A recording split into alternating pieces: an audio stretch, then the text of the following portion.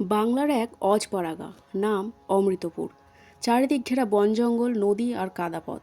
এই গ্রামের নাম শুনলেই মানুষ কেঁপে উঠত এক সময়, কারণ এই গ্রামেই জন্মেছিল এক ভয়ঙ্কর নাম, রঘু ডাকাত।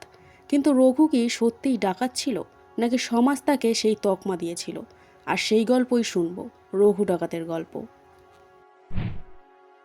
রঘুর জন্ম হয়েছিল এক গরিব কৃষক পরিবারে।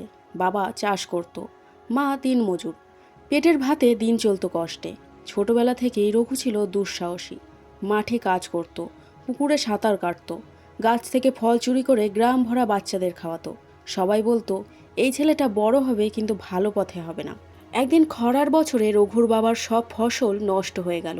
মহাজনের ঋণ শোধ করতে না পারায় মহাজন তার জমি দখল করলো। রঘুর চোখের সামনে তার বাবা অপমানিত হলো, আর সেই দিনই রঘুর ভেতরে কিছু একটা বদলে গেল। রঘু চুপচাপ থাকেনি। এক রাতে সে মহাজনের বাড়িতে ঢুকে তার সিন্দুক ভেঙে সোনার উপর লুট করে নিয়ে সেই টাকাগুলো গ্রামবাসীর মধ্যে বিলিয়ে দেয়। গ্রামবাসী অবাক হয়ে যায়। কেউ বলে রঘু পাগল হয়েছে, কেউ বলে রঘু রবিনহুডের মতো লোক, কিন্তু পুলিশের চোখে সে ডাকাত। কিছুদিনের মধ্যে রঘু একদল গরিব, অবহেলিত, পীড়িত মানুষদের নিয়ে গড়ে তোলে নিজের দল। তারা রাতে জঙ্গলে আশ্রয় নিত, দিনে সাধারণ মানুষের মতো ঘুরে বেড়াতো। রঘুর নিয়ম ছিল, গরিবের ঘরে হাত তুলবি না। ধনী, অন্যায়কারী, জুলুমবাজ এদের কাছেই নিবি হিসেব। এইভাবে রঘু ডাকাত হয়ে উঠল গরিবের নায়ক। মানুষ তাকে ভয় করত না, বরং আশ্রয় চাইত। রঘুর নাম তখন চারিদিকে ছড়িয়ে পড়েছে।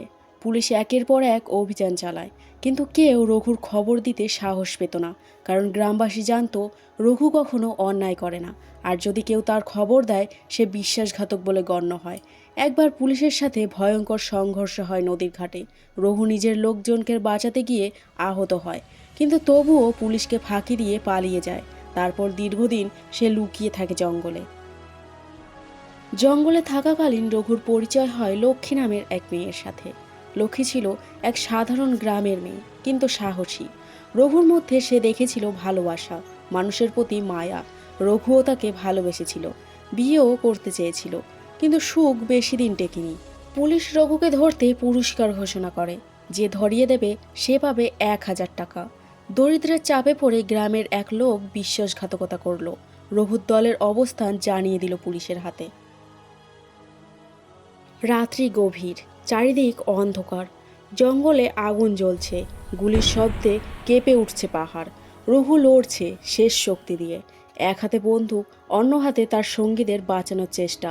লক্ষ্মী চিৎকার করে বলল, রঘু পালিয়ে যাও। কিন্তু রঘু বলল, রঘু পালায় না লক্ষ্মী, রঘু মরে যায় কিন্তু ভয় পায় না। শেষ গুলির শব্দ শোনা গেল, তারপর নিস্তব্ধতা। পরদিন সকালে পুলিশ যখন জঙ্গলে ঢোকে, তখন দেখে রঘু মৃত, কিন্তু মুখে এক শান্তির হাসি। তার পাশে পড়ে আছে এক রক্তমাখা লাল গামছা, আর দূরে গাছে লেখা, অন্যায় করলে আমি আবার জন্ম নেব। গ্রামবাসী আজও বলে, বৃষ্টির রাতে যখন বজ্রপাত হয়, বনের ভেতর থেকে শোনা যায় রঘুর হাসি। হয়তো সে এখনও পাহারা দিচ্ছে গরিবের অধিকার রক্ষার জন্য।